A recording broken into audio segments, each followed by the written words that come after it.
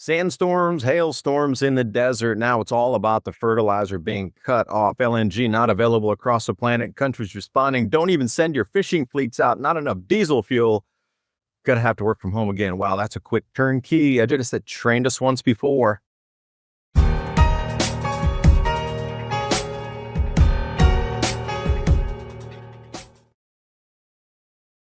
And the quickness of the wow factor in this. But again, we've been trained. Work from home, boom, turn it on. It took a long time during, the 2021, 22 to get people used to that. But now it's like return to work from home. Okay, what happens to commercial office space? But right now, the fishing fleets are not going out. And many places in the world, just they don't have diesel fuel. So about half the fishing boats. So you wonder if the oceans will recover as well. Fertilizer is this is the year of the fertilizer. It's going to be one of the things.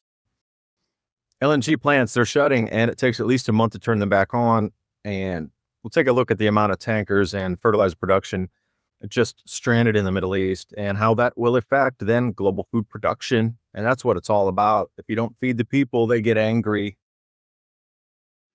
And I have some slightly used farm equipment for you here.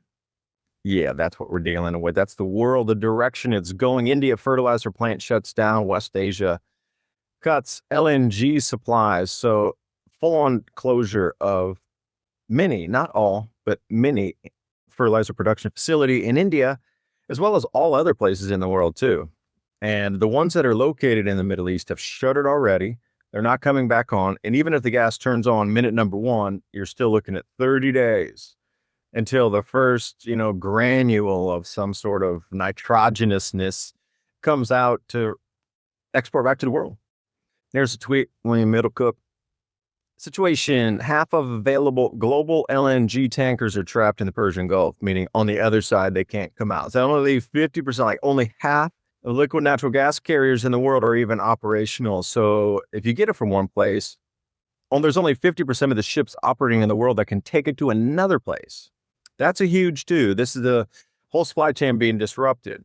And all financial times here, Europe and Asia battle for LNG is the supply is choked. They're competing for liquefied natural gas. It's a feedstock to produce fertilizer. It's the most important thing next to food on the planet. I know, get energy, but which is really the most important. Snippet here, too long, don't read. I'll read it for you. As the fertilizer market is mainly linked to grain production, the current disruption comes at a critical time, coinciding with the Northern Hemisphere planting season, which is predominantly where a enormous amount of the grains are grown. The annual peak in global nitrogen fertilizer demand, yes, but also mid-season top up as well. We have mid-season application going on. The be-all catch-all is farmers are going to apply less fertilizer. And when you apply less fertilizer, you cut your yields. So the amount of available grains to be grown this year is going to be cut. Now, some forecasts are saying as low as 20% of global grains won't be available this year just based on the fertilizer shocks. Now, we haven't even experienced it yet. They're forecasting out, obviously they're using models. But if this drags on for another, say, 3 weeks, 6 weeks, 9 weeks, 2 months, 3, the global food production is going to be absolutely crushed. We have these things called carryover stocks. It's from last year, and they bring it forward as stuff they didn't sell. Didn't turn into feedstock for like biofuels or anything, oil crush, animal feed. There's like a million uses for the grains that we have on the planet. That got carried over. They're still in the warehouse, still in the grain storage facilities. There's a certain amount of tons of that, about 250 million tons. Remember, it used to be 750 million tons about 10 years ago. Subsequently, it keeps draining for every year. And I have asked on this channel forever why.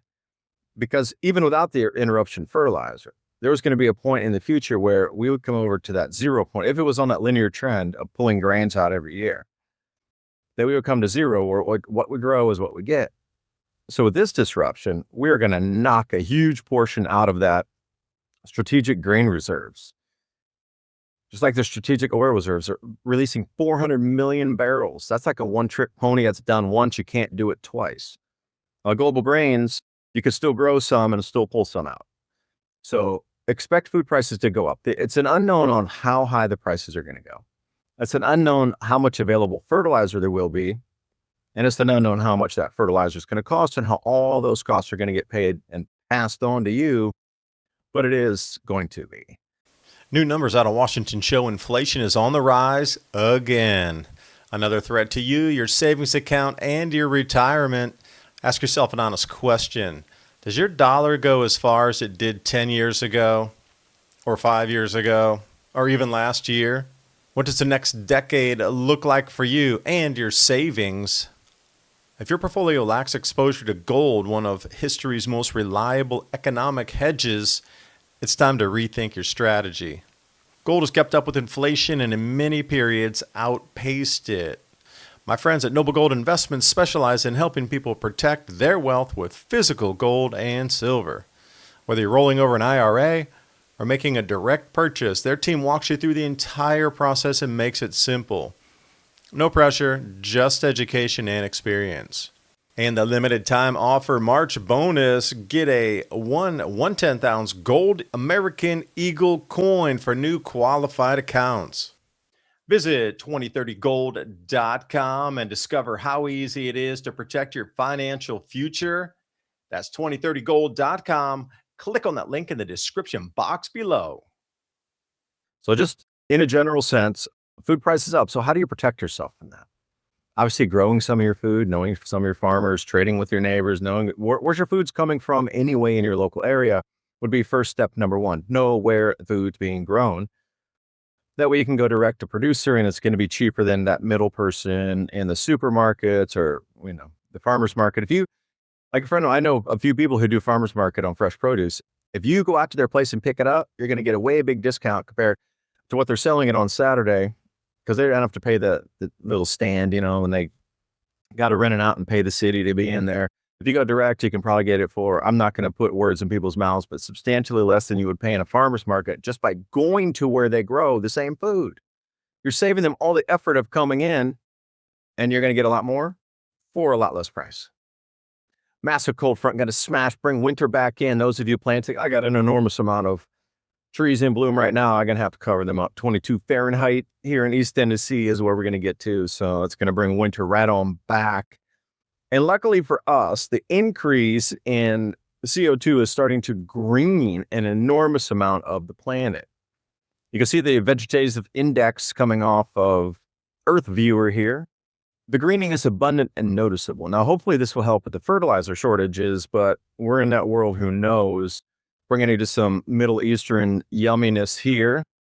Such a vast array of foods that can be combined together. And you just don't know what's available in other cultures as their staples and sort of festive dishes until you start to put it all together. And wow, this is a serious beast here.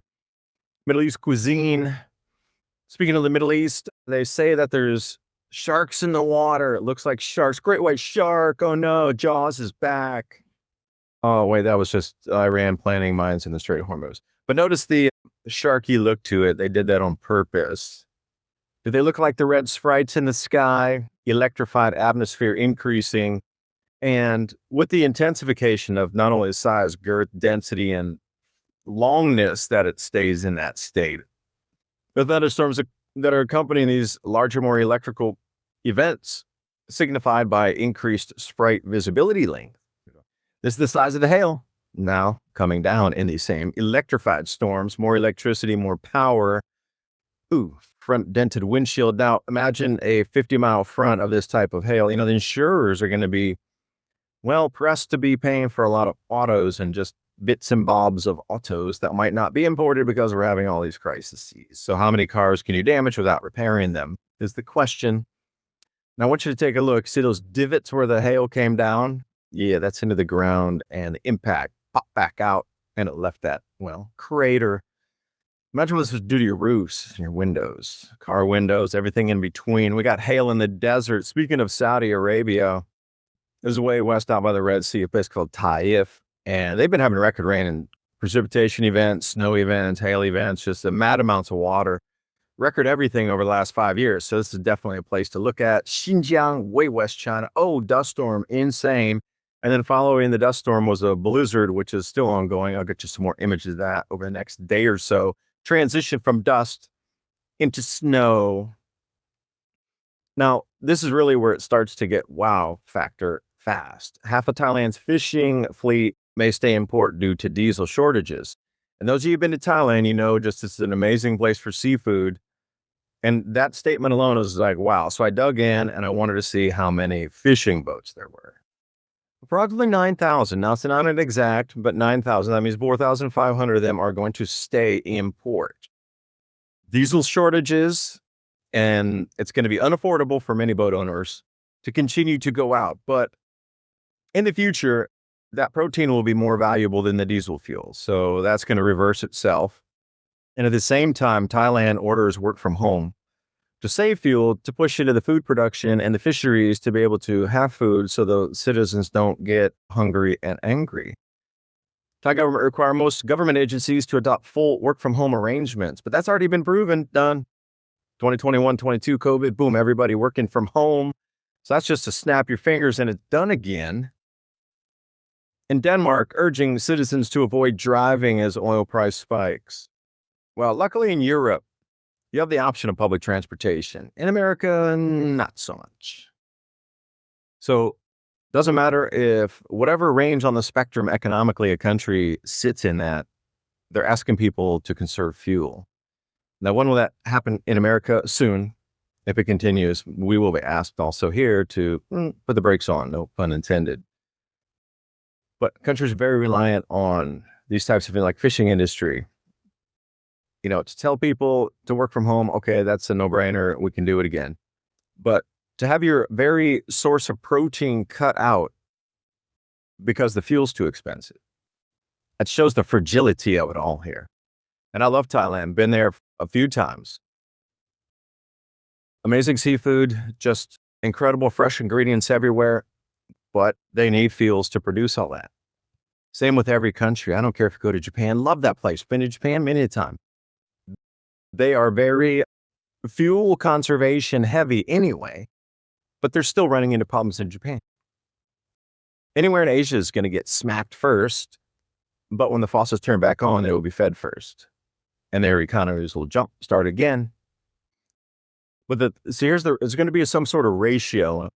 And, you know, as this plays out, the ratio will be known.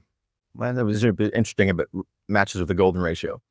So right now, the cost of the food is not worth as much as the diesel fuel to go out and get the fish and then bring them back. So there's a trade-off there. Fuel's going to cost more than the actual fish that caught on the boat. But in the future, if there's food disruptions because of fertilizers and the fuel disruptions because, well, proteins aren't being harvested from the ocean, then the food prices are going to go up. And at some point, there's going to be a rollover where the food's going to be more valuable than all the diesel fuel used. So that will be worth the time to, even if diesel's 3 times higher price than now, 4 times higher, 5 times higher price, your food price is going to be higher than that. They're like, it's worth it to go out and get the fish, even if we're paying 5 times more for diesel fuel. This is through history, the thing. The oil spikes, but the food price always spikes higher than the oil price.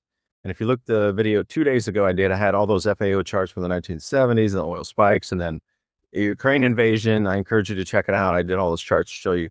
It always spikes higher than the oil prices for the food. So look for the rollover. It's coming.